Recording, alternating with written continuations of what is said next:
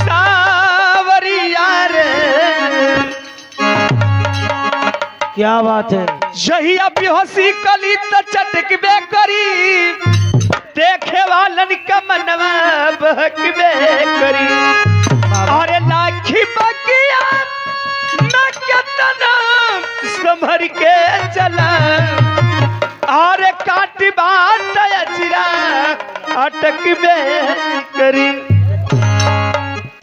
आप गैरों की बात करती हैं, हम तो अपनों को आजमाए हैं।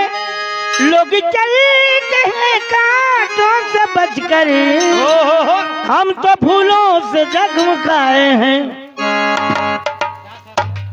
अच्छा सुनी, कहल जाले कि छठियार में सोहर निकला गला बरात में सहरा गम्मी में निर्गुण भजन। सही बात है। तो जौने माई की आत्मा के शांति खातिर पार्टी आईबा माई के फ्लश में जरूर 2-4 गीत होके के चाहिए। यही बात है। धन हो माई, माई तो मैया होली केहू का माई हो, माई का स्थान बड़ा ऊंचा स्थान बा। सही बात है मैडम। तो सुनी माई के विषय में निर्गुण। वाह क्या बात। देखी हमारे सखी लोग आई लली हो तो घर के मलिकार मलकिन पूरे हित नात रिश्तेदार आई लल हो, सम्मान सब कर एक तार होके के चाहिए। बाकी हमारे लाई देखा तनी के क्या होता आई सब आई काहे लोग काहे चिंता करता हो तू। काहे न चिंता करल बतिए न बा। केहू के पेट भर जा केहू खलिए जा। तू आगे कहते हो देखते हो गाड़ी खोल खोल आदमी जाए शुरू हो गई। वाह वाह वाह वाह वाह।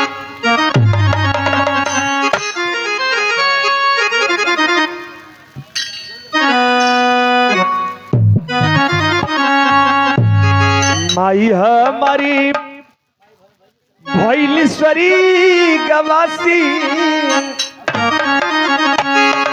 और माई हमर भैलेश्वरी गवासी तो मनवा उदासी भैलिएरा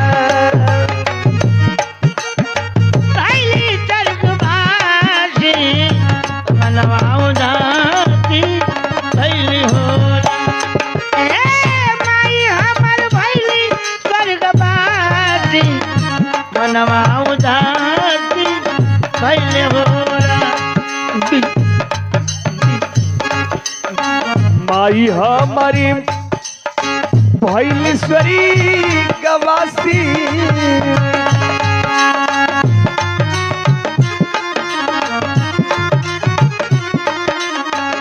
हो माई हमर भैलेश्वरी गवासी, माई हमर भैलेश्वरी गवासी मनवा उदासी भैलिएरा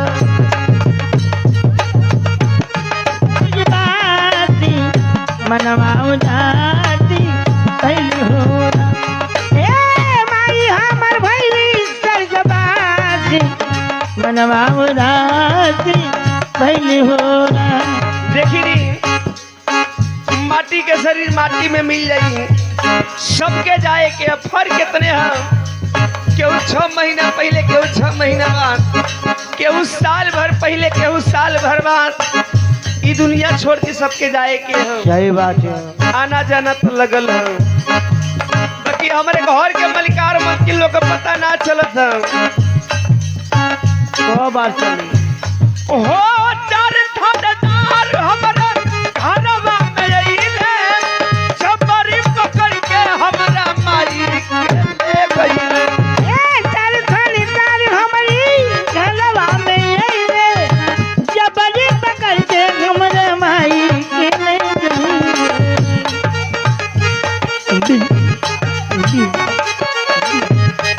पकड़ के हमारे माई के ले गइले। हो चार थानेदार हमारा घरवा में अइले, छबरी पकड़ के हमारा माई के ले गइले। हमारी घरवा में अइले, जबरी पकड़ के हमरा माई के ले गइले। हमारा पे डाल के विपत्तिया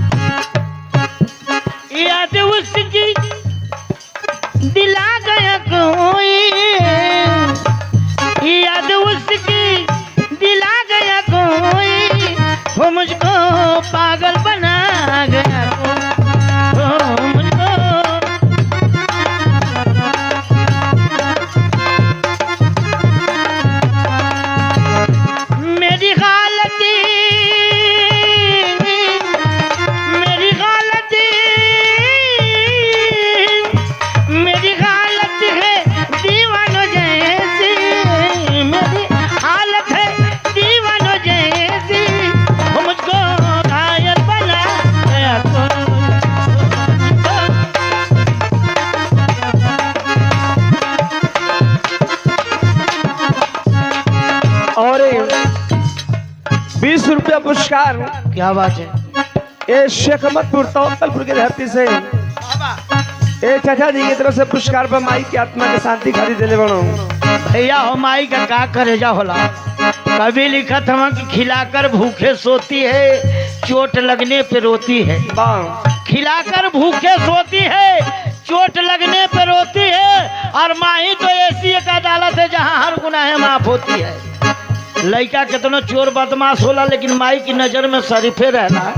कभी लिखत वहाँ कि माँ की दुआ कभी खाली नहीं जाती। वाह वाह माँ की बदुआ मातारी खुनसा के अगर शराब दे दे तो वो पड़ जाला।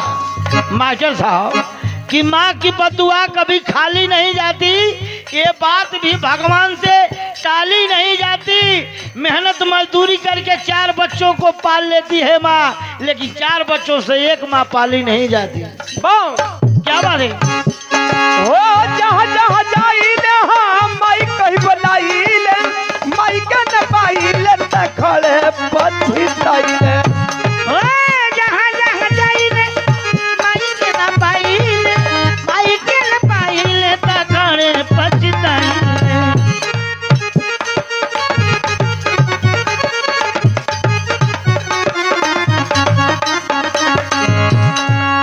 हमरा बेटा लिखे फतिया,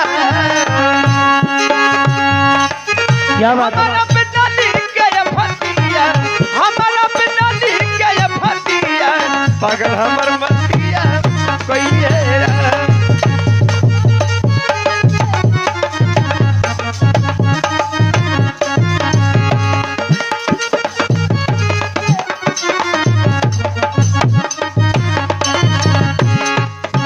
ओ हमारा बेटा लिखे फतिया, हमारा बेटा लिखे फतिया, पागल हमर मतिया कइले रा।